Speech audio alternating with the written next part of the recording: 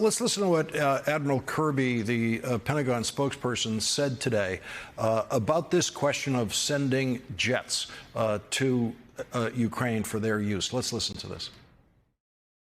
We assess that adding aircraft to the Ukrainian inventory is not likely to significantly change the effectiveness of the Ukrainian Air Force relative to Russian capabilities. Therefore, we believe that the gain from transferring those MiG-29s is low. And finally, the intelligence community has assessed that the transfer of MiG-29s to Ukraine may be mistaken as escalatory and could result in a significant Russian reaction that might increase the prospects of a military escalation with NATO. So some are making the point that the Ukrainian pilots are not flying now with the aircraft that they already have, and so jets don't appear to be what they need at this point. That's not true. Frankly, I disagree with that assessment. I think we have to understand that one of the reasons that the Ukrainians aren't flying is because they don't have that many planes, and they can't afford to lose them. They have to save some of that air power for when there's a crisis situation, let's say around Kiev. Those jets would be meaningful, as well as other kinds of support that we could provide with regards to unmanned aerial vehicles, intermediate range air defense. What I fear when I hear those kinds of statements and that kind of smoke and mirrors analysis, because I think, in fact, that's cherry picking some of the, I know that there are divergent views within the intelligence community, and plenty of people think that this would not be escalatory and within the bounds of how the U.S. has conducted proxy warfare, how the Soviet Union and Russia have conducted proxy warfare. That's some cherry picking of intelligence right there, intelligence assessments. That sounds like a harsh judgment. I just have seen how these things work. And what scares me about this is it suggests that basically we may have reached the limit of what we're willing to do at this moment, which is provide these short-range anti-tank systems, these highly effective javelins, and short-range air defense Stingers, and that's all we're prepared to do at the moment.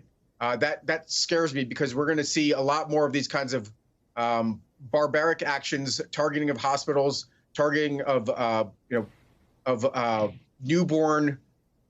I'm sorry, the name escapes me, but oh my gosh, so hospitals and schools and so forth.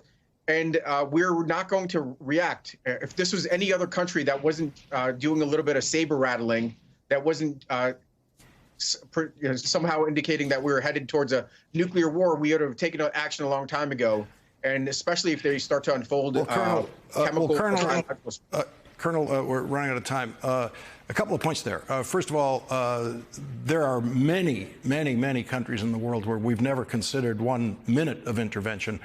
We saw suffering in the Ethiopian civil war within the last year that wasn't even televised, wasn't even brought to American audiences. And so what we are seeing here is the most that the United States has ever done in supporting a country being invaded by another country short of war.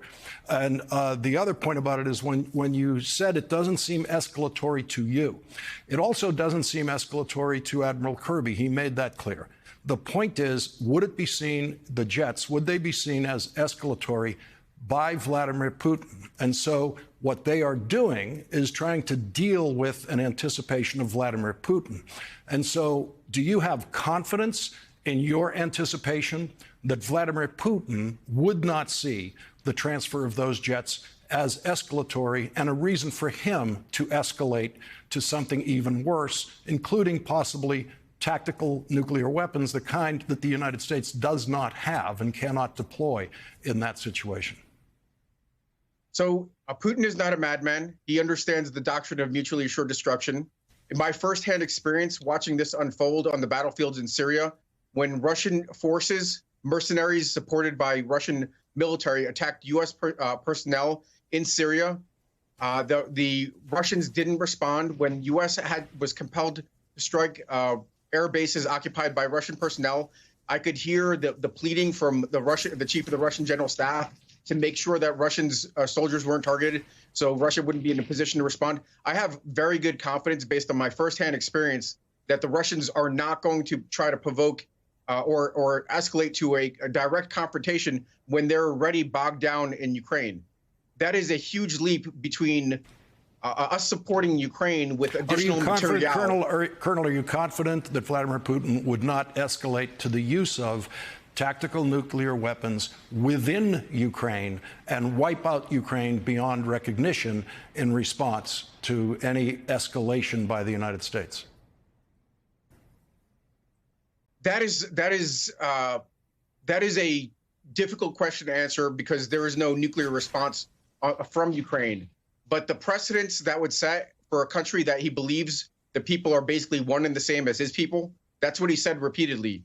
That's actually one of the causes for this war. He's trying to liberate these people. To then conduct a nuclear strike on them, that is not something that he's able to walk away from. And also, he's not the only one in that chain. Yes, he's the ultimate decision maker, but there are plenty of Russian military officers in that chain that understand how that could unfold and what risks that bring.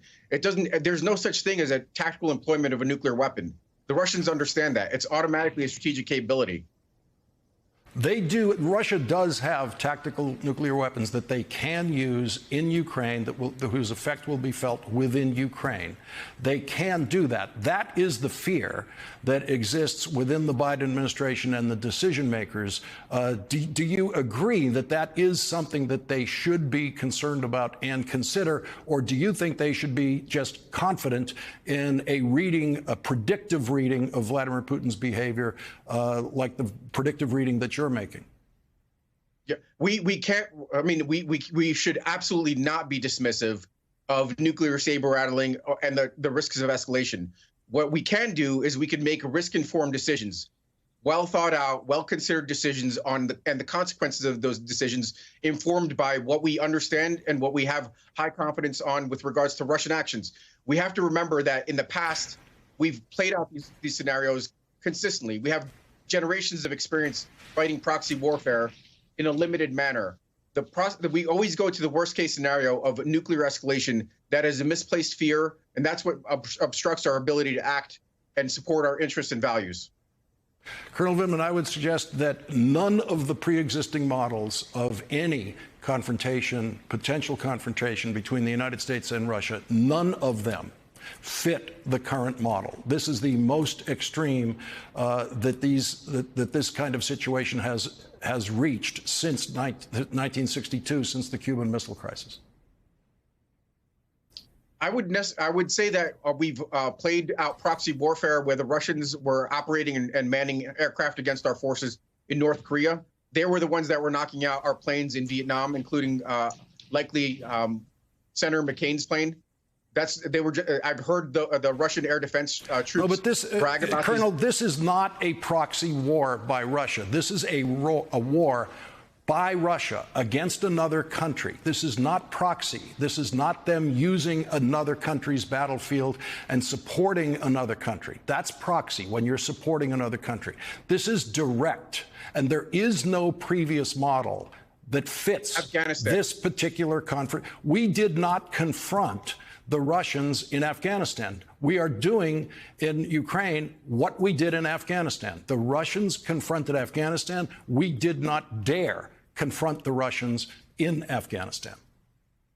We're saying the same thing, frankly, because what we're talking about is preventing the Ukrainians with the material they need to fight it.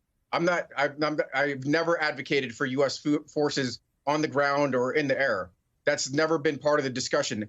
What I'm saying is that we need to equip the Ukrainians to be able to fight effectively on their own. They've actually proven themselves and shown the fortitude to win. They just need to be equipped.